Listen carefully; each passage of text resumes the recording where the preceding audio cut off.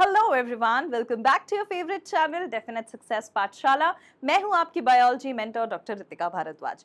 हम बात कर रहे थे चैप्टर 2 बायोलॉजिकल क्लासिफिकेशन की और ये उसी चैप्टर का थर्ड लेक्चर है। That is the second chapter of class 11th biology. इस थर्ड लेक्चर में हम क्या डिस्कस करेंगे और प्रीवियस 2 लेक्चर्स में हमने क्या डिस्कस किया इस चैप्टर में।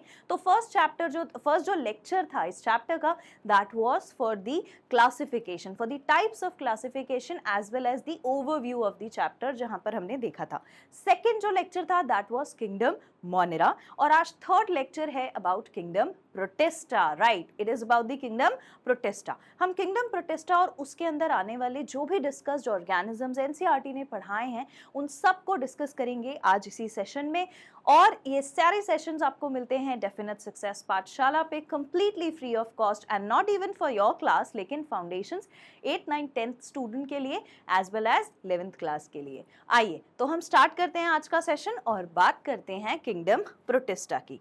किंगडम प्रोटिस्टा की सबसे खास बात क्या होती है कि आगे आने वाले जितने भी किंगडम्स हैं वो कैसे आए होंगे, उनके क्या फीचर्स रहे होंगे, क्या धीरे धीरे उनमें इवॉल्व हुआ होगा, क्या इवोल्यूशन हुआ होगा, उसके लिए ये जो किंगडम है kingdom Protista that forms a link with the fungi, plants as well as animal. So that is the most important thing.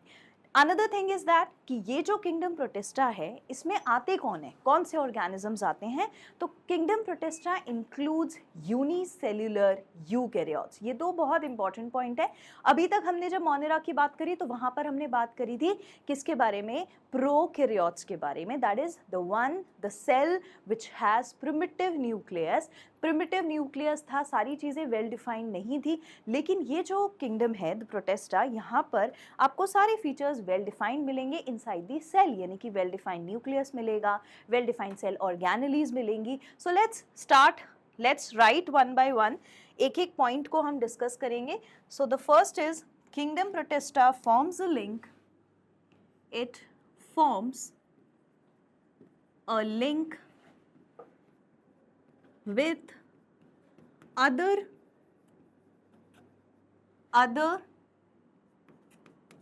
या फिर ग्रुप्स लिख लें,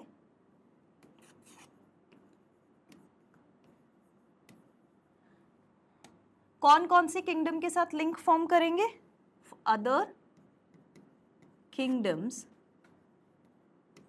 like fungi,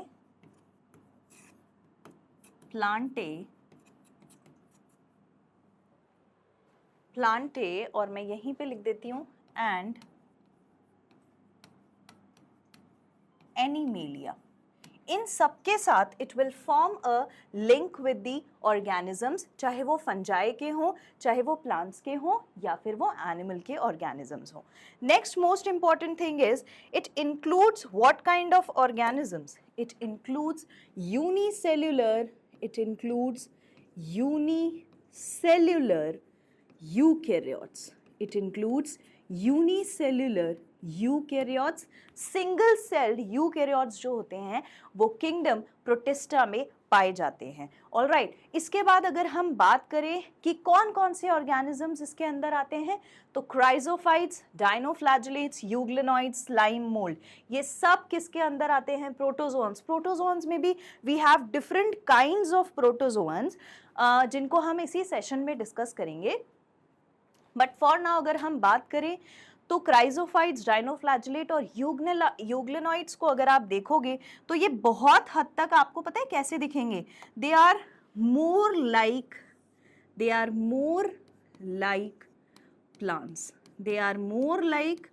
plants. Whereas slime mould को आप देखोगे तो बहुत हद तक ये इसके फीचर्स देखने में आपको कैसे लगेंगे, जैसे फंजाई हो। So they are more like fungi. जबकि प्रोटोजोअन की अगर हम बात करें तो प्रोटोजोअन के जो फीचर्स हैं वो कैसे होते हैं, प्रोटोजोअन बहुत हद तक अपने फीचर्स एनिमल्स की तरह शो करते हैं। So it is more like animals, they are like animals. Is that clear? ज्यादा ये कैसे दिखते हैं, एनिमल्स की तरह दिखते हैं। It forms a link with other kingdom, तो एक कौन से kingdom, fungi, Plantae and animalia के साथ ये लिंक फॉर्म करते हैं, एज वेल एज कौन से ऑर्गेनिजम्स इंक्लूडेड हैं, तो यूकैरियोट्स इंक्लूडेड है, लेकिन कौन से वाले, यूनिसेल्युलर ऑर्गेनिजम्स, कौन से वाले, यूनिसेल्युलर ऑर्गेनिजम्स। इनमें हमें कौन कौन से टाइप्स पढ़ने हैं, chrysophytes, dinoflagellates, euglenoids, slime mould and protozoan के बारे में इस चैप्टर में हम डिस्कस करेंगे। और अगर हम देखें तो क्राइजोफाइट्स, डायनोफ्लैजेलेट्स एंड यूग्लिनॉइड्स काफ़ी हद तक प्लांट्स जैसे दिखते हैं, प्लांट्स जैसे कैरेक्टर्स कभी कभी शो करते हैं, but they are not exactly like plant. जबकि स्लाइम मोल्ड के कैरेक्टर्स बहुत हद तक फंजाई जैसे हैं, प्रोटोजोअन में एनिमल लाइक फीचर्स मिलेंगे। और ये जो पॉइंट है ना कि इसकी तरह प्लांट की तरह दिख रहा है, फंजाई की तरह दिख रहा है, एनिमल की तरह है, इसका मतलब ये है कि they form a link with them, they form a link with them. इसके अलावा हम अगर बाकी फीचर्स की बात करें, यानी कि हम बात करें हैबिटाट की, तो हैबिटाट इनका कैसा होता है और ये कहाँ कहाँ पाए जाते हैं, हैबिटाट कैसा होता है, कहाँ कहाँ पाए जाते हैं।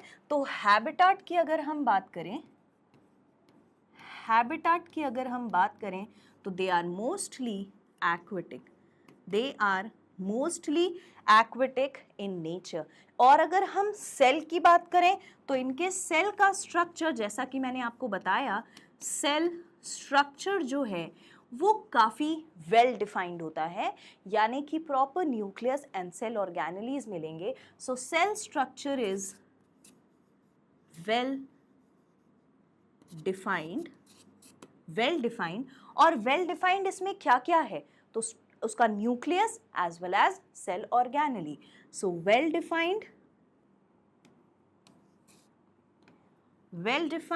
is the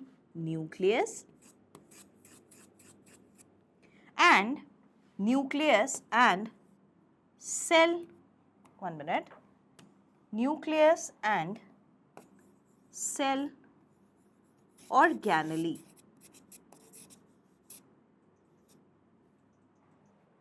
all right, okay.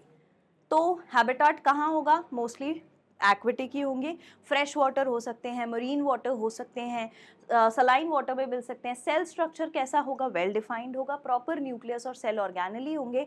इसके बाद अगर हम बात करें इनके रिप्रोडक्शन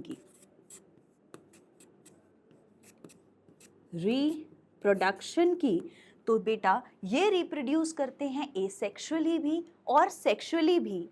तो दोनों तरीके का रिप्रोडक्शन आपको देखने को मिलेगा, एसेक्सुअली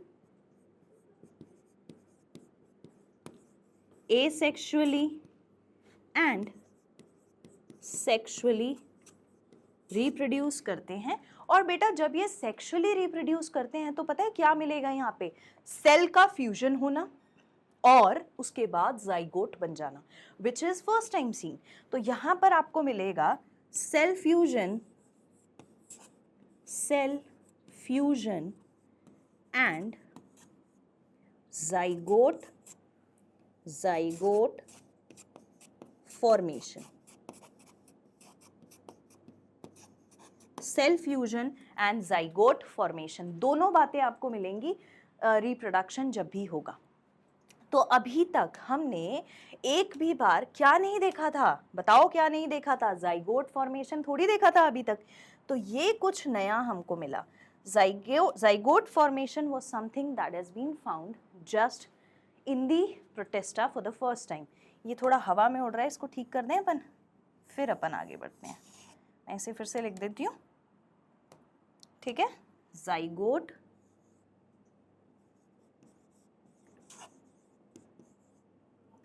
फॉर्मेशन,